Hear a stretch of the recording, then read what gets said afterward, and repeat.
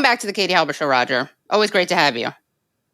Thank you. I hope we're not throwing away all the shit we've just been talking about. No. That's definitely going to be in there. We're just going to do a formal start to this and explain what happened so people are all caught up. And then we'll throw to that great off-the-cuff conversation we were just having with Bradley Bloom. So, Roger, last time you were on, we had some bad news, which is that your show had been canceled in Frankfurt. Now we have some good news. Tell us what the good news is. Well, the good news is that the court, I served an injunction on the other side of the argument, who were the people who owned the Festhalle in Frankfurt, where my show was supposed to be. And it's partly owned by the state of Hesse, and it's partly owned by the city council. And they both got together. One owned 60%, one 40%. I can't remember which is which.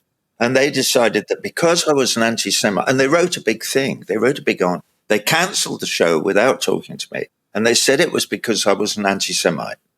So I took out an injunction a few weeks ago saying, no, I'm not, and you can't cancel my show. It's against the law.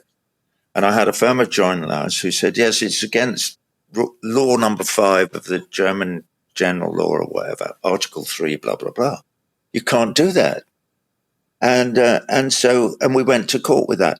They, the opposition, the council and the state of Hesse, were given the right to reply, which they did.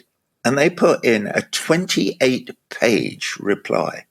And it was a very interesting document because what they did was they threw out the whole anti-Semite thing. They said, we don't care about that anymore. We're changing our mind. The reason he shouldn't be allowed to play is because he dresses up in a Nazi uniform. And he's going to cause terrible trouble. And it's really upsetting for the relatives of the Jewish men who were rounded up on Kristallnacht in December the 12th, 1938, and then transported to concentration camps and murdered. And they said, and so how can he possibly be allowed to do a show if he dresses up as Himmler and yet blah, blah, blah, blah, blah, blah. And I said, well, I can be allowed to do a show because it's theater, darling. The idea that nobody can dress up in a Nazi uniform ever to do anything in a theater or a film is ludicrous, obviously.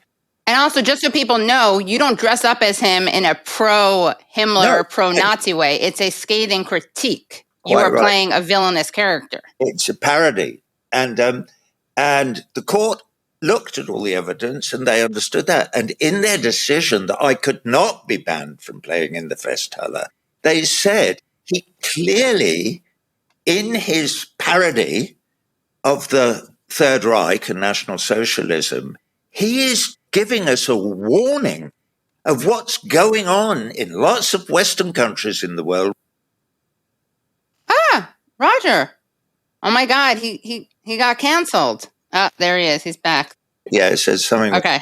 Try again. Sorry, yeah. So they said that you were saying. What he's doing is he is warning us with this parody of the kind of behavior that we know happened during National Socialism and saying, look, it's very easy for populist politics to develop into fascism. It doesn't matter where you are in the world. It's happening in the United States, i.e. Trump, and anything that might come after him, and what's going on now with the way government works in the US. And it's obviously with, what's her name, Claudia Meloni, and it's happened with Orban in Hungary. And it's Bolsonaro. And Bolsonaro in Brazil and blah, blah, blah. So it's really dangerous. So it's very, very legitimate part of the work of theatre to point out how dangerous this is. And that's what I'm doing. And the court recognized that. And so but you won't find that in Rolling Stone or The Guardian. The Guardian will just go, oh, they've obviously got something wrong. They've let this anti-Semite off the hook and he's peddling his garbage. Why don't they just send him to prison with Julian Assange or shoot him dead? That's what they want, The Guardian and Rolling Stone. Because they are fascist themselves. They're part of it all. Don't get me started. Yeah. That's it, basically. Yeah. No, it says, court rules in favor of former Pink. The Guardian says, Roger Waters wins legal battle to gig in Frankfurt amid anti-Semitism row. Court rules in favor of former Pink Floyd frontman despite tasteless, quote unquote, tasteless use of Nazi-inspired symbolism. Yeah. It's interesting that they don't focus on the fact that you are not an anti-Semite. No.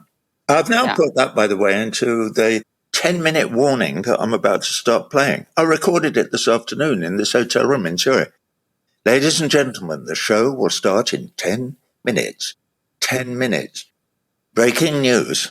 A court in Frankfurt have just blah, blah, blah, blah, blah, blah, blah, blah, blah, blah. But to make my position entirely clear, and I don't say, and to quote Katie Halper, I think that anti-Semitism is odious and racist, and I condemn it unreservedly. So, yeah, good quote. I look forward to seeing you in Frankfurt on the 28th of May. Yeah, and that's so great that you're going to go there.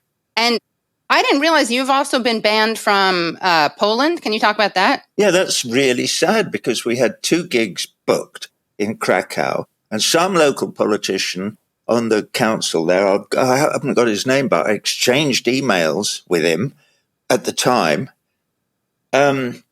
just got my show cancelled. And I have to say that my management and people were panicking. They thought this was going to spread all over Europe and I wouldn't be able to work anywhere.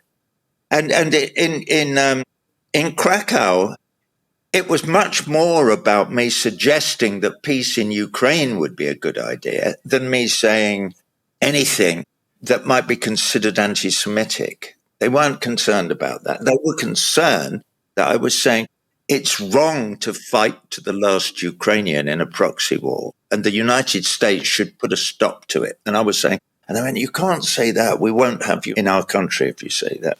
Right. You can't argue for stopping the bloodshed of Ukrainians because that's anti-Ukrainian somehow. Let them all die.